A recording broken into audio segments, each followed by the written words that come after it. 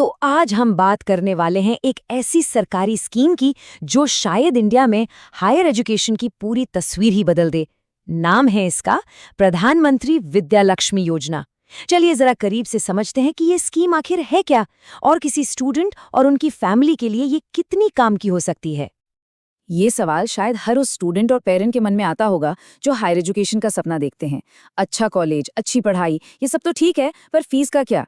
अक्सर होता ये है कि टैलेंट तो होता है, पर कॉलेज की भारी भरकम फीस और दूसरे खर्चे एक बड़ी दीवार की तरह सामने आ जाते हैं, और इसी वजह से न जाने कितने होनहार स्टूडेंट्स को अपने सपनों को अधूरा छोड़ना पड़ता है। तो बस इसी सबसे बड़ी चुनौती से निपटने के लिए सरकार एक नई पहल लेकर आई है, प्रधानमंत्री विद्या लक्ष्मी योजना। और पता है इसका सबसे बड़ा प्लस पॉइंट क्या है?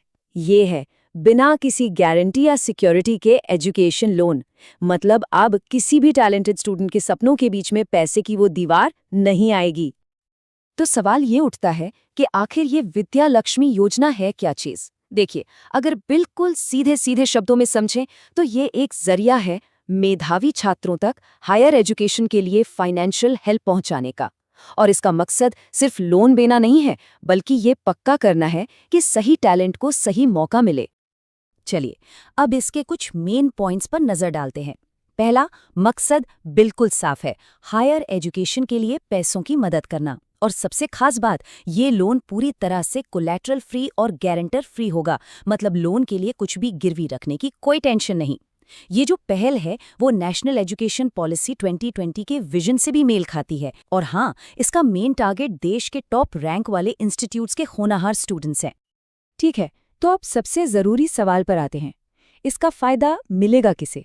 मतलब कौन कौन इसके लिए एलिजिबल है और ये स्कीम आखिर कितनी बड़ी है? तो देखिए, एलिजिबिलिटी किस आधार पर तय होगी? इसका जवाब एक खास सरकारी फ्रेमवर्क में है, और वो फ्रेमवर्क है NIRF। कई लोगों ने इसका नाम सुना होगा। NIRF का मतलब है नेशनल इंस्टीट्यूशनल रैंकिंग फ्रेमवर्क। ये एक तरह से सरकार का ऑफिशियल तरीका है इंडिया के हायर एजुकेशन इंस्टीट्यूट्स को रैंक करने का। आप इसे कॉलेजों और यूनिवर्सिटीज़ का एक ऑफिशियल रिपोर्ट कार्ड मान सकते हैं। और यही रैंकिंग डिसाइड करेगी कि किस कॉलेज के स्टूडेंट्स को इस स्कीम का फ़ायदा मिलेगा। तो ये NIRF रैंकिंग काम कैसे करेगी? देखिए, नियम सिंपल हैं। देश के सभी इंस्टीट्यूट्स, चाहे वो सरकारी हों या प्राइवेट, अगर वो टॉप 100 की लिस्ट में हैं तो उनके स्टूडेंट्स एलिजिबल होंगे। इसके अलावा जो स्टेट गवर्नमेंट या यूनियन टेरिटरी के इंस्टीट्यूट्स 101 से 200 की रैंकिंग के बीच आते हैं, उनके स्टूडेंट्स को भी इसमें कवर किया जाएगा। और अगर इसके स्केल की बात करें तो ये छोटा मोटा नहीं है। अंदाजा है कि इस स्कीम से 22 लाख से भी ज्यादा स्टूडेंट्स को फायदा हो सकता है। और ये कोई फिक्स्ड नंबर नहीं है। हर साल जैसे जैसे NIRF रैंकिंग अपडेट होगी, ये संख्या भी बदलेगी। मतलब मौके और भी बढ़ सकते हैं। ओके, तो एलिजिबिलिटी तो समझ आ गई।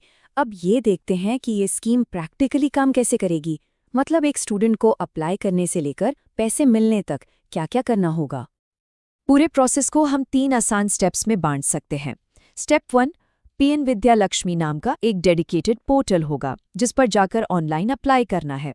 Step 2, payment. ये सीधे ई-वाउचर और CBDC वॉलेट के जरिए होगा। इससे पूरा सिस्टम ट्रांसपेरेंट और काफ़ी मॉडर्न हो जाएगा। और स्टेप 3, इसका मकसद सिर्फ लोन देना ही नहीं है, बल्कि उस लोन पर जो ब्याज लगेगा उस पर सब्सिडी देना भी है।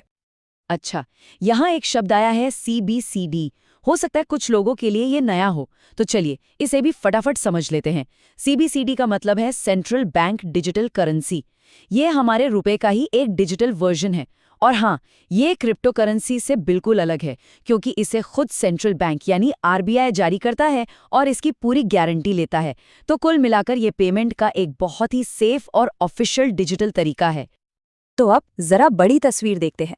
ये जो नई स्कीम आई है, ये पहले से चल रही एजुकेशन लोन स्कीम्स के साथ कैसे काम करेगी और इंडिया में एजुकेशन लोन के फ्यूचर पर इसका क्या असर पड़ेगा।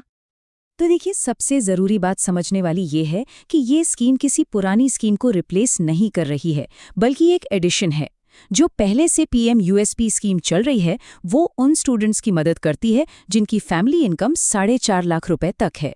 अब ये जो नई विद्यालक्ष्मी योजना है वो इसके साथ मिलकर काम करेगी और टॉप रैंक वाले इंस्टीट्यूट्स के टैलेंटेड स्टूडेंट्स के लिए गारंटी फ्री लोन का दायरा और भी बढ़ा देगी।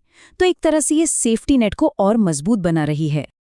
तो घूम फिरकर हम वापस उसी सवाल पर आते हैं जहां से हमने शुरुआत की थी। क्या ये प्रधानमंत्री विद्या लक्ष्मी योजना वाकई इंडिया में हायर एजुकेशन की तस्वीर बदल देगी? देखिए, ये स्कीम एक बहुत बड़ा वादा करती है, टैलेंट को पैसे की रुकावट से आजाद करने का। और अगर ये अपने मकसद में कामयाब होती है तो ये सिर्फ लाखों स्टूडेंट्स का ही नहीं बल्कि पूरे देश के भविष्य को एक नई शक्ल दे सकती है। ये सोचने वाली बात है ना?